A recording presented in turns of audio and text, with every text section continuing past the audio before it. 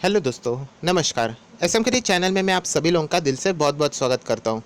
दोस्तों, इस वीडियो में हम लोग बात करने वाले सिर्फ एक ही स्टॉक से रिलेटेड। एंड मैं चाहता हूं कि ये शेयर में अगर आप निवेश करने की सोच रहे हो तो आप लोगों ने 10 बार सोचना चाहिए। यस, क्योंकि ये स्टॉक से रिलेटेड अगर हम लोग बात करें तो स्टॉक एज सच अगर हम लोग बात करें तो बुरा नहीं है।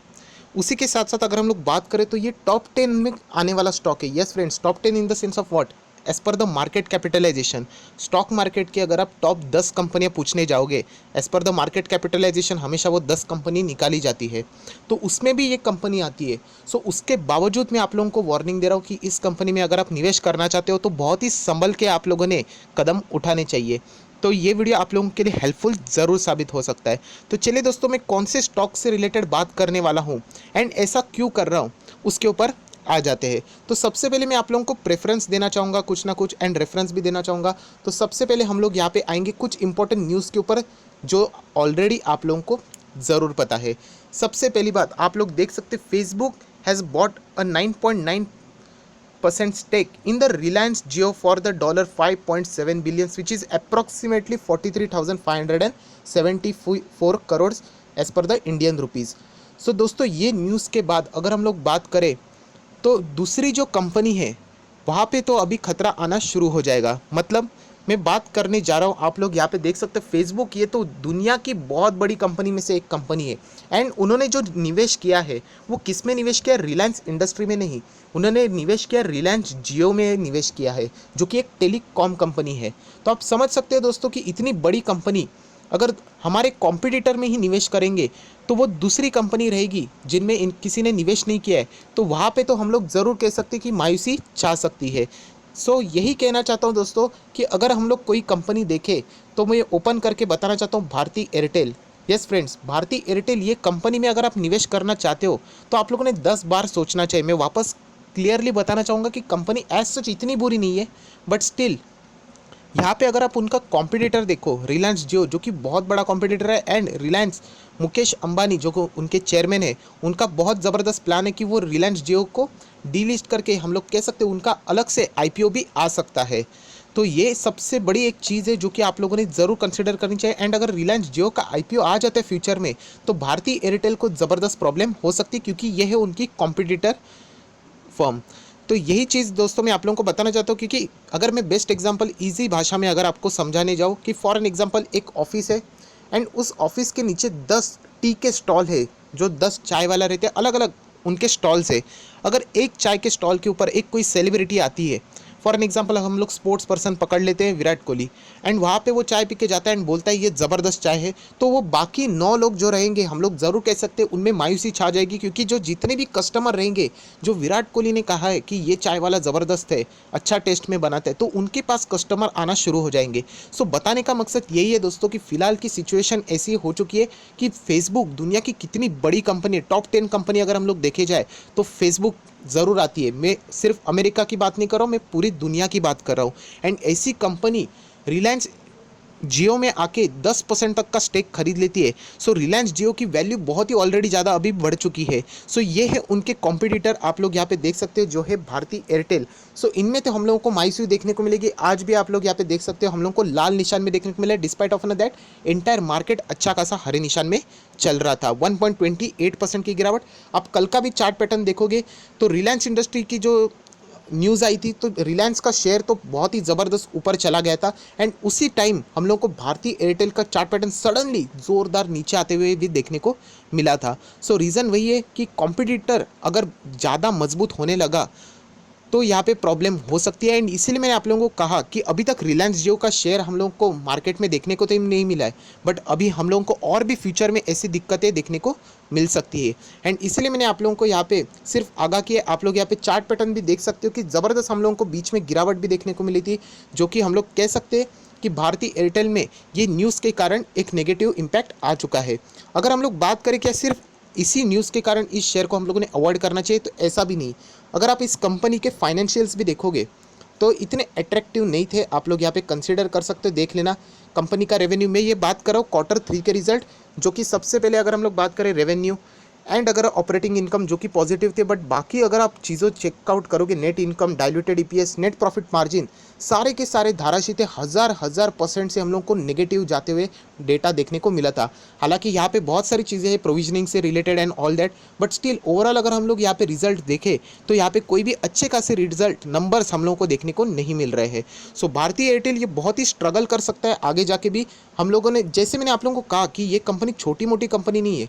अगर हम लोग स्टॉक मार्केट की टॉप 10 कंपनियां यहाँ पे देख लेते हैं तो आप लोग देख सकते हैं दोस्तों, यहाँ पे number Reliance first, TCS second, HUL third, HDFC fourth, Infosys fifth, HDFC sixth and उसी के साथ साथ अगर हम लोग यहाँ पे आते 7वें नंबर की कंपनी है भारतीय एयरटेल। बट आप सभी लोग बताइए, ये नंबर शफल होते रहते हैं अगर शेयर प्राइस आप लोगों का चेंज होता रहेगा वैसे।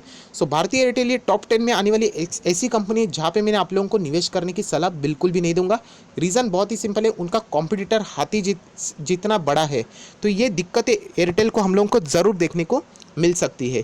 सो एयरटेल को फ़ायदा कब हो सकता है? एयरटेल को फ़ायदा तब होगा अगर वोडाफोन एंड आइडिया कंपनी अगर बंद हो जाती है, तो शट डाउन हो जाती है, तो एयरटेल को बहुत ज़बरदस्त फ़ायदा होगा।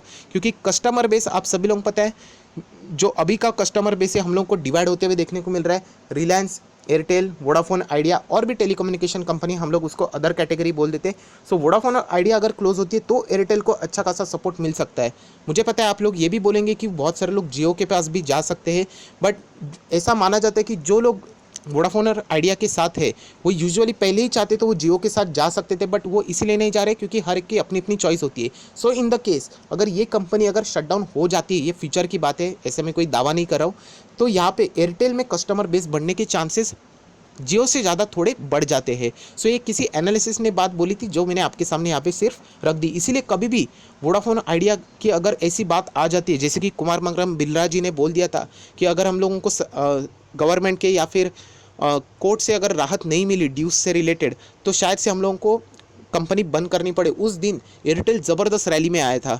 तो ये सारी चीज़ें जो कि आप लोगों ने कंसिडर करनी चाहिए। एंड मैं यही कहना चाहूँगा कि दूसरी कोई कंपनी के ऊपर अगर हमारा परफॉर्मेंस डिपेंड करेगा तो एक हमारे लिए वो अच्छा परफॉर्मेंस का संकेत नहीं होता है। सो मैं यही कहना चाहूँगा बार बार आप लोगों को कि अगर आप एयरटेल में निवेश करने की सोच रहे हो, क्योंकि अगर हम लोग बात करें तो एक एडवांटेज क्या है एयरटेल को, तो वो है कॉम्पिटिशन का। वोडाफोन आइडिया एज सच अभी इतना बड़ा कंपटीशन हम लोग को देखने को नहीं मिल रहा है। मैं स्टॉक मार्केट की बात कर रहा हूँ, स्टॉक तो पूरा पेनी स्टॉक ही हो चुका है, 5 रुपये के आसपास उसके नीचे चलता है। तो फिलहाल अगर हम लोग बात करें स्टॉक मार्केट के हिसाब से तो रिलायंस जियो का भी शेयर अवेलेबल नहीं है।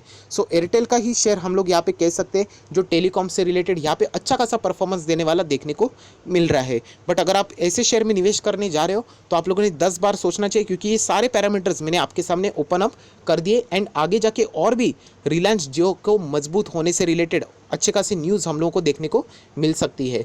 उसी के साथ साथ अगर हम लोग और भी कुछ डेटा देखें भारतीय एयरटेल का, तो आज के दिन का अगर आप डेटा देखना चाहते हो तो प्रीवियसली क्लोज हुआ था 501.40 पे, ओपन हुआ था 501.85 पे, हाई इसने लगाया था 507.30 का एंड लो लगाया था लगभग 491.05 का।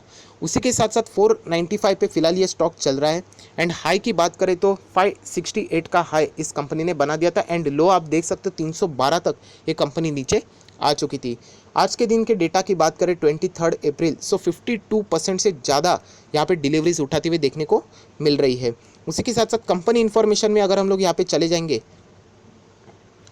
तो जो ये नंबर सामने आते हैं वो बिल्कुल भी अट्रैक्टिव नंबर नहीं है जिसमें आप निवेश करना चाहो। आप देख सकते हैं कितने नेगेटिव नंबर्स ये है। मैं वापस कहना चाहूँगा, यहाँ पे प्रोविजनिंग है, मुझे पता है यहाँ पे बढ़ चुके हैं, बट नंबर बिल्कुल भी अच्छे नहीं है।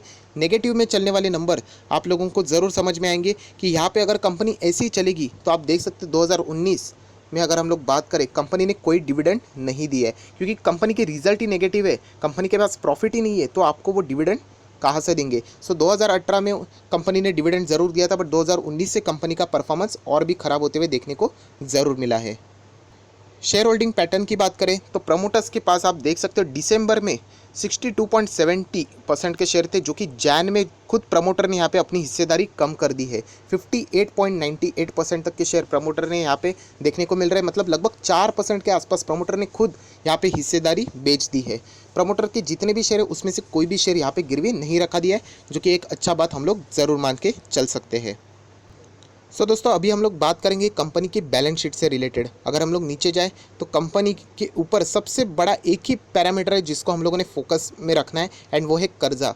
कंपनी के ऊपर पहले 56,890 करोड़ का कर्जा था, जो कि बढ़ के 62,500 करोड़ का हो गया। एंड फिलहाल कंपनी के ऊपर 83,789 करोड़ से भी ज़्यादा का कर्जा है, जो कि बिल्कुल भी अच्छी बात नहीं है। कंपनी का कर्जा कंसिस्टेंटली बढ़ रहा है, एंड अगर हम लोग प्रॉफिटेबिलिटी भी देखें वो भी हम लोग को मिसिंग देखने को मिल रहा है, just because of due to the provisioning. So ये सारी चीज़ें आप लोगों को ज़रूर बताती है कि ये कंपनी फिलहाल तो एट प्रेजेंट लेवल की मैं बात कर रहा हूँ, निवेश करने के लिए बहुत ही घातक साबित हो सकती है। सो इसीलिए मैंने आप लोगों को ये वीडियो बना के आगाह किया है कि यस, ये टॉप 10 में आने वाली कंपनी, 7th रैंक की company as per the market capitalization, but even though ये टॉप 10 में आती है, मैं यहाँ पे आप लोगों को निवेश करने की सलाह बिल्कुल भी नहीं देना चाहूँगा। एंड उसी के साथ साथ आप सभी लोगों को पता है AGR ड्यूज से रिलेटेड बहुत सारी चीज़ें चल रही थी, यहाँ पे उनको पेमेंट करना था। सो हम लोग देख सकते हैं कि एयरटेल ने तो यहाँ पे लगभग AGR ड्यूज से रिलेटेड 18,004 करोड़ का पेमेंट तो DOT को कर दिया था। हावेवर आप लोग यहाँ पे देख सकते हो, एस्टिमेट किया था DOT ने कि एयरटेल ने कम से कम 35,500 करोड़ तक का टेलीकॉम को यहाँ पे डिपार्टमेंट है उनको यहाँ पे पेमेंट करना चाहिए। सो ये सारी चीज़ें हम लोगों को देखने को मिली थी कि बहुत ज़्यादा कर्जा कंपनी के ऊपर है, बहुत ज़्यादा हेवी पेनल्टीज़ भी है। सो ये बिल्कुल भी अच्छा खासा डेटा नहीं है कंपनी के आगे फ्यूचर के लिए। सो मैं यही कहना चाहूँगा बार बार आप लोगों को कि अगर आप निवेश करना चाहते हो, बहुत सारे लोगों के क्वेश्चंस आते हैं कि एडवांटेज मिल जाएगा, क्योंकि आप सभी लोगों को पता है कि रिलायंस जियो तो नहीं है, वोडाफोन आइडिया ऑलमोस्ट हम लोगों को पेनी स्टॉक होते हुए देखने को मिल रहा है। सो टेलीकॉम से रिलेटेड ये कंपनी मोनोपोली तो ज़रूर क्रिएट कर रही है, बट येस, ये कंपनी के लिए थ्रेट हमेशा रहेगा, जो कि बाजार में हम लोगों को इस तरीके से देखने को मिलता है, जो कि कल भी हम लोगों ने देखा था कॉन्ट्रैक्ट की वजह से, फेसबुक एंड रिलायंस जियो की वजह से। सो अगर आप यहाँ पे निवेश करना चाहते हो, वो आपका खुद का ज़रूर डिसीजन हो सकता है। मैं सिर्फ वीडियो बना के आप लोगों को हेल्प करना चाहूँगा कि ये वीडियो देखने के बाद आप लोगों ने किन किन पैरामीटर्स के ऊपर फोकस रखना चाहिए, तो आप लोग वहाँ पे सावधानी ज़रूर बरत सकते हो। सो एयरटेल में निवेश करने से पहले मैं यही कहना चाहूँगा कि कंपनी के ऊपर बहुत ज़्यादा कर्जा है, कंपनी अभी भी लॉस में हम लोगों को देखने को मिल रही है, प्रॉफिट ही नहीं था। अब अगर प्रॉफिट ही नहीं रहेगा तो कंपनी डिविडेंड कहाँ से देगी, इसलिए कंपनी अपने शेयर होल्डर को डिविडेंड भी नहीं दे रहे 2019 से। तो ये सारी चीज़ें आप लोगों ने आपके दिमाग में फिट रखनी है, एंड उसके बाद डिसीजन लेना है। अगर आप चाहते हो खरीदना तो वो आपका डिसीजन होगा, उसके लिए मैं ज़रूर वेलकम कर सकता हूँ। सो आई होप, आशा करता हूँ दोस्तों ये वीडियो आपके लिए हेल्पफुल रहा होगा। तो ज़रूर इस वीडियो को लाइक करना एंड दोस्तों के साथ शेयर ज़रूर कर देना।